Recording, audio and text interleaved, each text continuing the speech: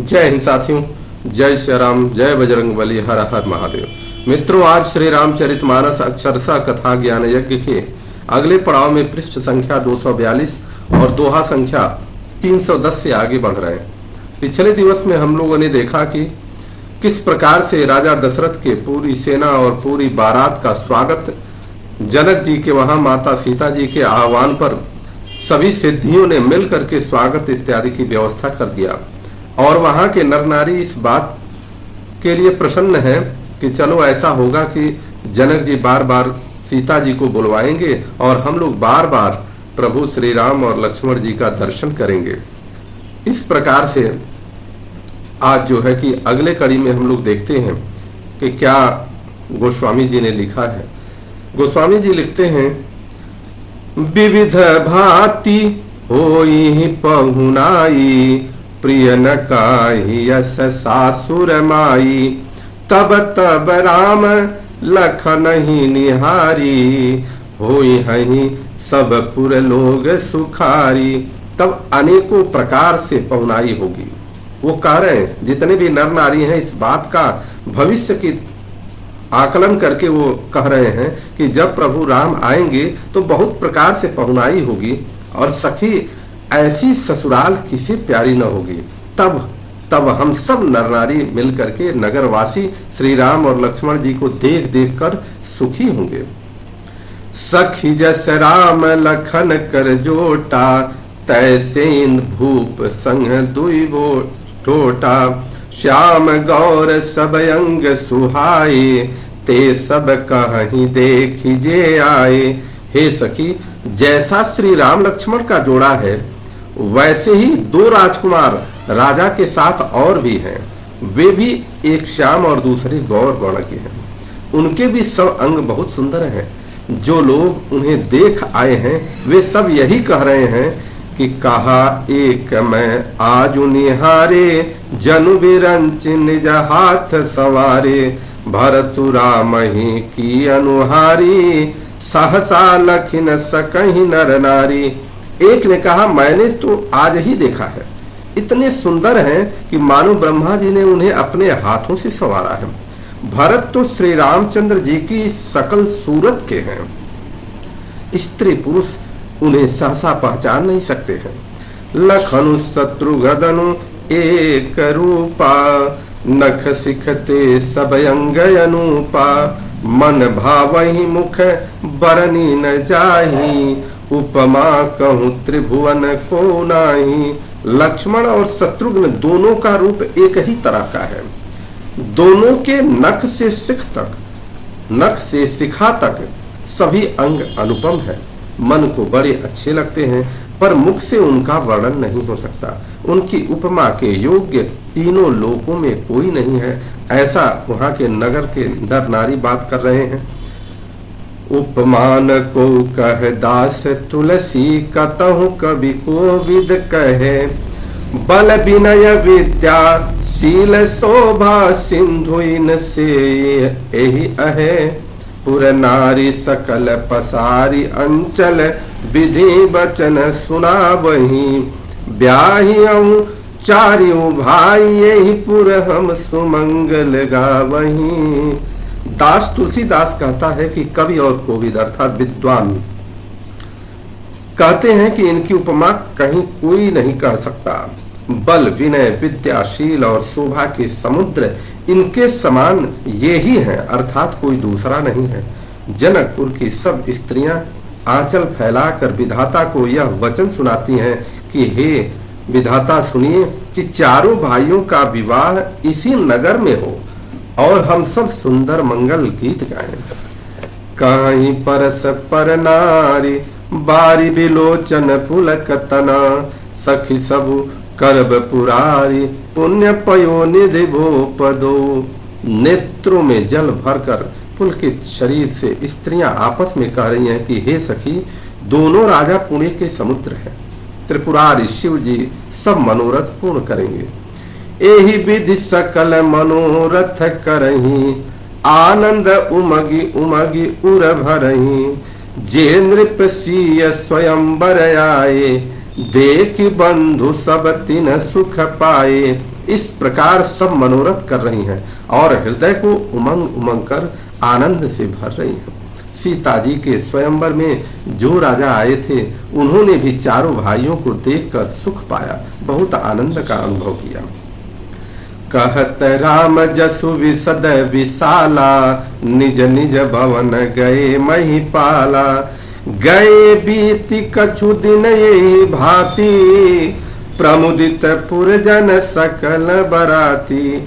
श्री रामचंद्र जी का निर्मल और महान यश कहते हुए राजा लोग अपने अपने घर गए। इस प्रकार कुछ दिन बीत गए।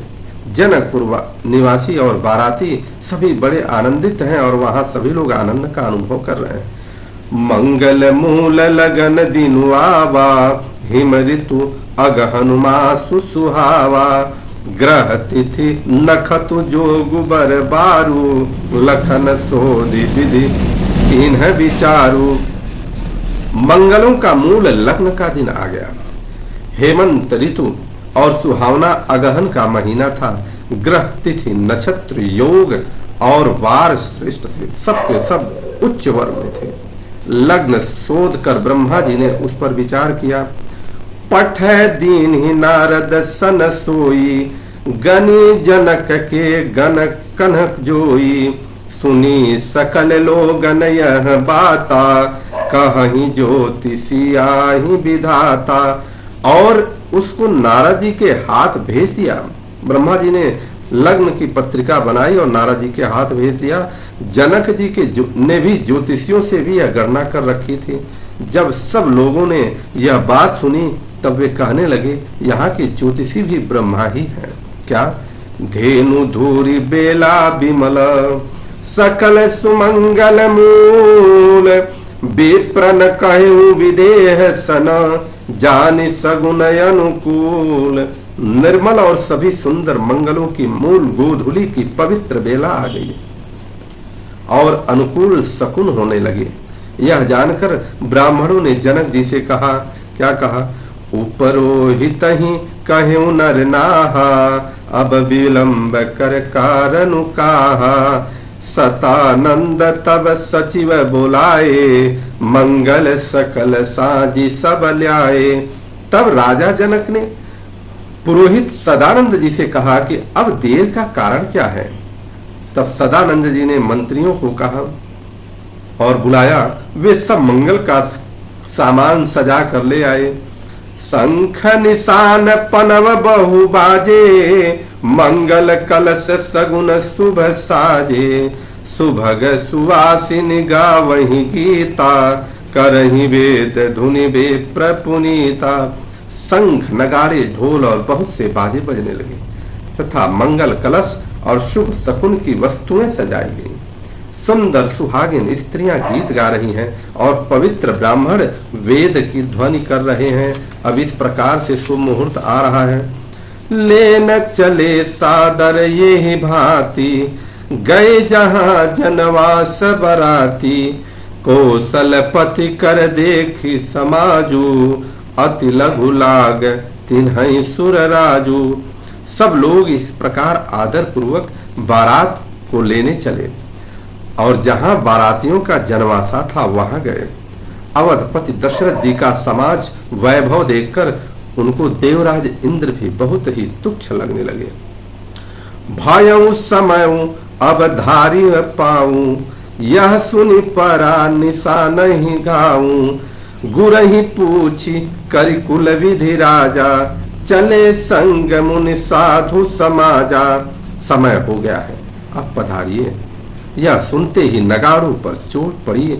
गुरु वशिष्ठ जी से पूछकर और कुल की सब रीतियों को करके राजा दशरथ जी मुनियों और साधुओं के समाज को साथ लेकर के चले। किस प्रकार से पहले के विवाह, और इसमें संकेत मिलते हैं कि जिस प्रकार के विवाह में साधु समाज और आगे गुरु वशिष्ठ जैसा विद्वान हो, उसमें धन वैभव की कोई कमी नहीं होती। भाग्य विभव अवधेश करा, देखी देव ब्रह्मादि, लगे सराहन सहस मुख, जानी जन्म निज आबादी। अवध नरेश दशरथ जी का भाग्य और वैभव देखकर अपना जन्म व्यर्थ समझकर ब्रह्मा जी आदि देवता हजारों मुखों से उनकी सराहना करने लगे। सुरन सुमंगल अवसरु जाना, बरसहि सुमन बजाई निशाना। शिव ब्रह्मादिक विबुध बरु था, चढ़े विमान नाना जो था। देवगण सुंदर मंगल का अवसर जानकर नगाड़े बजा बजा कर फूल बरसाते हैं। शिव जी ब्रह्मा जी आदि देववृंद युद्ध बना बनाकर विमानों पर जा चढ़े। प्रेम पुलक तन हृदय उछाहू, चले बिलोकन राम बियाहू। देखी जनकपुर सुरय अनुरागे, निज निज लोक सबहि लघु लागे। और प्रेम से पुलकित शरीर हो तथा हृदय में उत्साह भरकर श्री रामचंद्र जी का विवाह देखने लगे। जनकपुर को देखकर देवता इतने अनुरक्त हो गए कि उन सबको अपने अपने लोक बहुत तुच्छ दिखने लगे। इसका कारण ये था कि माता लक्ष्मी के रूप में माता सीता जी ने सभी सिद्धियों को आदेशित किया था कि पूरी प्रकार के सब सिद्धियां यहाँ उपस्थित होकर के और इस बारात और इस समाज का धन वैभव सुशोभित सुशोभित करें और यहाँ पर सेवा करने में लग जाएं। चितवहि चकित विचित्र विताना, रचना सकल अलौकिक नाना। नगर नारी नर रूप निधाना, सुघर सुधर्म सुशील सुजाना। विचित्र मंडप को तथा नाना प्रकार की सब अलौकिक रचनाओं को वे चकित होकर देख रहे हैं। नगर के स्त्री पुरुष रूप के भंडार, सुधड़ और श्रेष्ठ धर्मात्मा, सुशील और सुजान है। तिन्हि देखि सब सुर सुर नारी, भय नखत जनु विधु उजियारी। विधि भयउ आचरजु विशेषी, निज करनी कछु कतहु न देखी। उन्हें देखकर सब देवता और देवांगनाएं ऐसे प्रभाहीन हो गए जैसे चंद्रमा के उजियाले में तारागण फीके पड़ जाते हैं। ब्रह्मा जी के विशेष आश्चर्य हुआ, क्योंकि वहां उन्होंने अपनी कोई करनी तो कहीं देखी ही नहीं। ब्रह्मा जी ने अपनी करनी कुछ भी नहीं देखी, इसलिए उनको आश्चर्य हुआ। शिव समुझाए देव सब, जनियाचरज भुलाहू। हृदय विचारहु धीर धरि, सिय रघुबीर बियाहू। तब शिव जी ने सब देवताओं को समझाया कि तुम लोग आश्चर्य में मत भूलो, हृदय में धीरज धरकर विचार तो करो कि यह विवाह किसका है। श्री सीता जी का और अखिल ब्रह्मांडों के परम ईश्वर साक्षात भगवान श्री रामचंद्र जी का है। माता सीता जी जो भगवान की महामयी निज शक्ति है, उनका विवाह है।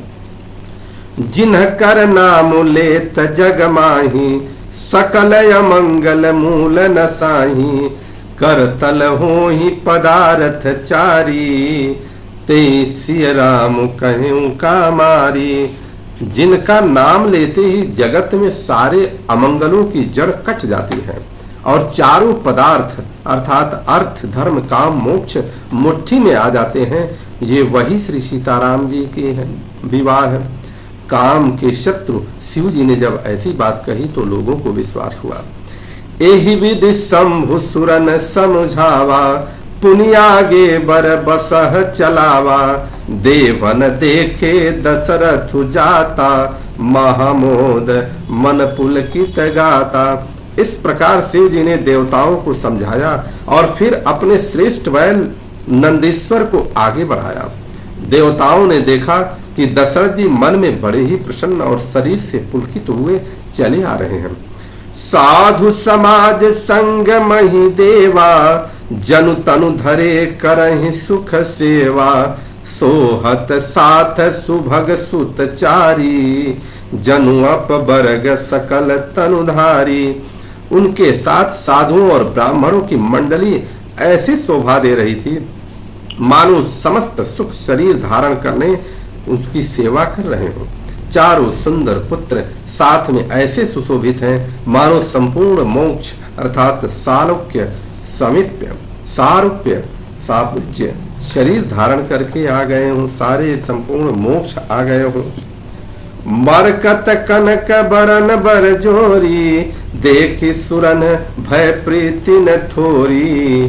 पुनि राम ही बिलो की हर से, नृपहि सराहि सुमन तीन बर से। मरकत मणि और सुवर्ण के रंग को सुंदर जोड़ियां को देखकर देवताओं को कम प्रीति नहीं हुई अर्थात बहुत प्रीति हो गई। फिर श्री रामचंद्र जी को देखकर वे हृदय में हर्षित हुए और राजा की सराहना करके उन्होंने फूलों की वर्षा कराई। राम रूप नख सिख सुभग, बारही बार निहार।